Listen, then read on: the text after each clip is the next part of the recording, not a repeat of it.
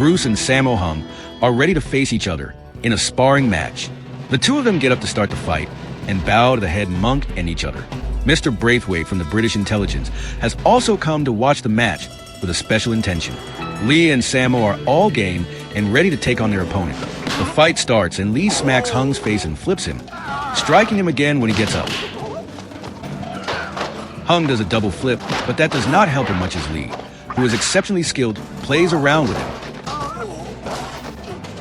In the end, Lee wrestles him and forces his opponent to yield and wins the fight.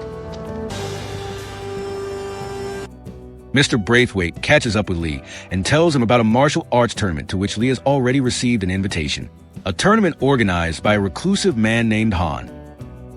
Later, Mr. Braithwaite briefs Lee about Han, who is a rogue Shaolin monk, and O'Hara, who is Han's bodyguard. The tournament will take place on his private island, and he is suspected of shady dealings in human trafficking and drugs, but no solid proof has been found. Braithwaite wants Lee to attend the tournament as their agent and gather evidence to take Han down. He also gives Lee a photo of Mei Ling, an agent who is already on the island. Before Lee departs for Han's island, he visits his teacher at the Shaolin Temple. He decides to tell the truth about the tragic day of Lee's sister, Su Lin's death. When the teacher and Su Lin were on their way to the town, Han's bodyguard O'Hara and his thugs had ganged up on them and tried to misbehave with Su Lin. The teacher took a knife out and slashed O'Hara's face, and despite his attempt to make her run, he was no match for O'Hara. She ran to the narrow lanes to escape them, but they caught up on her. She fought them off bravely, but she was outnumbered. Even though she gave the thugs a good beating, she was eventually cornered in an old tattered house. Refusing to be beaten and assaulted, she took her own life with a shard of glass in front of O'Hara. As Lee is on the way to board Han's boat, two other men arrive. Roper is a playboy and gambler with a lot of debts from loan sharks and is on the run.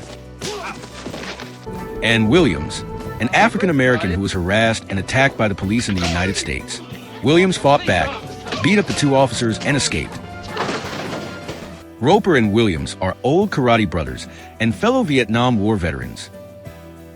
They reach the island and are welcomed by Tanya. On the island, they see hundreds of martial artists practicing on expansive courts. In the evening, everyone attends a lavish welcoming party. Han arrives, welcoming his guests, praising their skills, and thanking them for attending the tournament. Accompanied by his elite female guards, he demonstrates their prowess by tossing pieces of fruit into the air, which the women hit with darts. Lee catches one of these darts and recognizes her from the photo Mr. Braithwaite gave him earlier. After dinner, Tanya brings young women to each of them. When Tanya visits Lee, he requests for the woman whose dart he caught at the party. Lee meets Mei Ling, who is also a spy but is unable to escape the island. She informs him that she has discovered very little about Han's illegal activities, except that many young women who come to the island disappear, and she has very little time left. The next day during the morning ritual, Williams fights with one of the contestants and easily wins the fight. So does Roper, who plays around in the beginning but ends up victorious. That night, Williams goes outside his quarters even though he is warned not to do so, as it is prohibited. Lee also sneaks out of his room, evading some of Han's guards. As he hides from one of the guards, he discovers a hidden trapdoor leading to underground chambers. Lee gets down using a rope he got with him and sees a couple of workers taking heavy barrels. He subdues a few guards on his way out, but retreats. As he sneaks back to his room, Williams spots him climbing a nearby wall. The next morning, Han attends the first rounds of the tournament. Han announces that one of his guests was outside their room after curfew and that some guards were attacked. As a punishment, he orders his greatest fighter and chief bodyguard, Bolo, to fight the incompetent guards. They try their best to fight him, but Bolo is no match for them. He kills and throws all the guards like rag dolls. While the others watch in horror, Han smirks. After the execution, the competition resumes, and Lee is called to his first match against O'Hara. Lee bows, but O'Hara prefers to hit and break a wooden board to intimidate Lee. But Lee calmly says boards don't hit back and gives one smack, bringing him down on his knees. Everyone cheers. Lee continues to smack O'Hara again and again, totally overpowering him. Despite O'Hara's attempt to seize control by grabbing Lee's foot, Lee counters with a powerful backflip kick to O'Hara's chin, making him furious. He charges like a bull but gets kicked in his groin again. Throughout the fight, O'Hara is unable to land a single punch on him.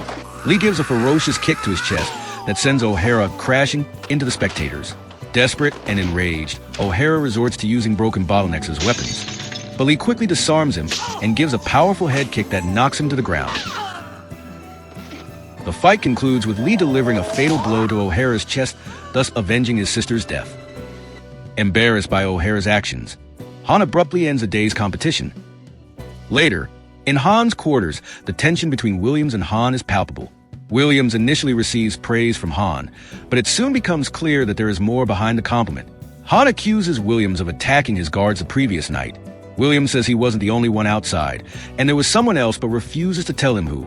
Instead, Williams demands to leave the island, but is met with a firm refusal from Han, leading to an altercation. Han's thugs attack Williams, but he swiftly overpowers them and knocks them out. Han himself then engages Williams in fierce combat. Williams kicks Han's hand but injures his own foot. Being an excellent fighter himself, Han delivers a series of powerful strikes weakening Williams. He crashes through a wall in a room full of women, intoxicated and laughing aimlessly while Han continues to smash him. Williams is severely injured and not able to fight Han anymore. Han gives several blows to Williams and eventually kills him.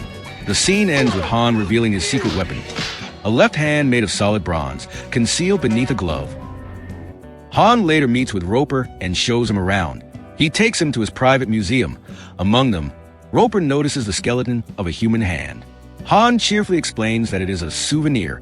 Then, Roper is taken to the basement where he sees Han's drug lab and the women he uses to experiment. He also sees numerous prisoners locked up and appear drugged, with vacant expressions.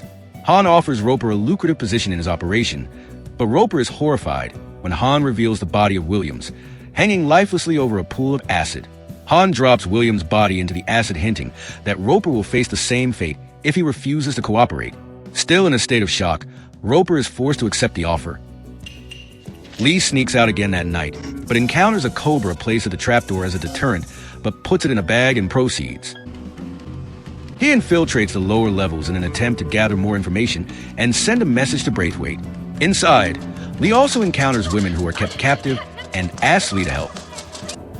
In the radio room, Lee quietly releases the cobra, causing panic, and the radio operators escaping the room. Lee gets inside and sends a telegraph message to Braithwaite's team while the alarm rings. Lee is soon confronted by Han's men, but Lee fights them off.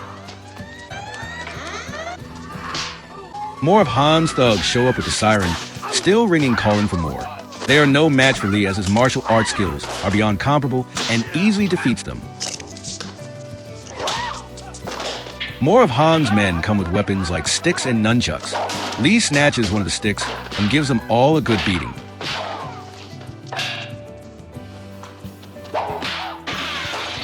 While still in action, Lee stumbles upon a group of prisoners as well.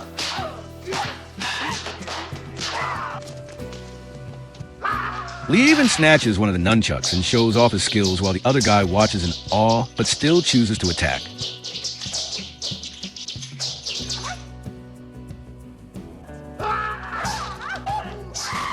After defeating the last group, he rushes into another chamber, only to be trapped by closing metal doors.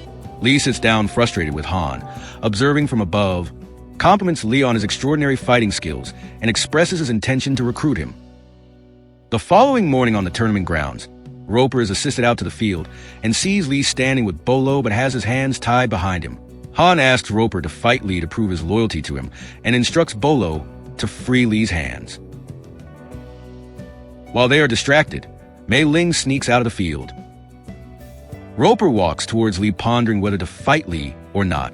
Roper turns toward Han and tells him he will not fight Lee. Han, visibly angry, declares he will find another opponent for him and calls out Bolo.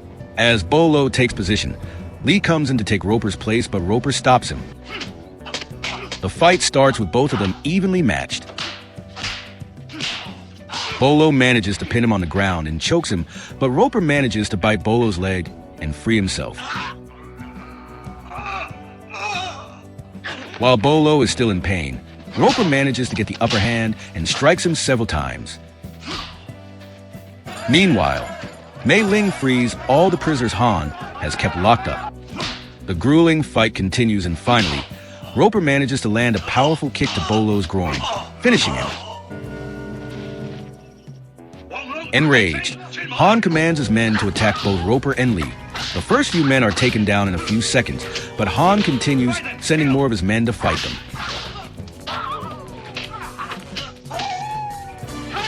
Lee and Roper knock most of them out with just one strike, but they are soon outnumbered by Han's unending men.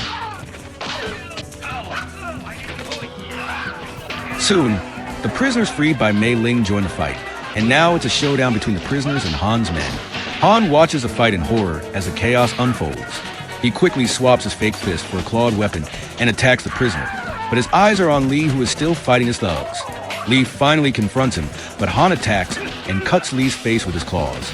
The fight continues, and when Han tries to strike Lee with the claws, it gets stuck on a wooden table. Lee is attacked by one of Han's men, giving Han time to run away, but Lee sees and pursues him. He gets to his museum and quickly equips himself with a multi-bladed wrist attachment. Lee reaches, and the two get ready for a combat. Lee takes him down, but is slashed on his face with the blade. Lee strikes him several times, trying to give him no time to counter, but Han also manages to inflict wounds in his belly. Enraged, Lee gives him a flying kick. Han tries his best to strike Lee, but with Lee's super-fast reflex, Han cannot penetrate. Lee continues to smash him, and finally gives him a brutal power kick on his head, leaving him dazed and confused. Still dizzy from the kick, Lee grabs him by his neck and gives a back kick on his head. Han then grabs a spear and attacks him, but he is unable to do any damage to Lee. With no options left, Han retreats through a hidden door. Lee goes after him, and inside he discovers a room lined with only mirrors.